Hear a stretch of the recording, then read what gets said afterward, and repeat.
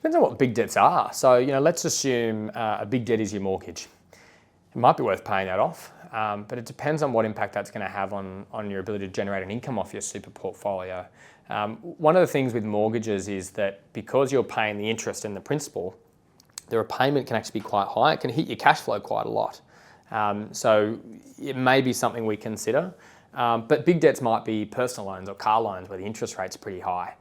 A good thing to think about there, and again, this is not advice, this is just something to consider, a bit of a rule of thumb, let's say you've got a personal loan and the interest rate's 17%, and let's say the personal loan's 10 grand, and you've got a super portfolio worth $1 million and you've got access to it now.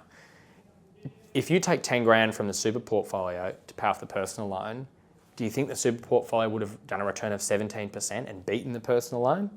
If the answer is no, and you can look at long-term performance to see what you think, it makes sense because you're going to get a better return by saving that 17% interest on the personal loan.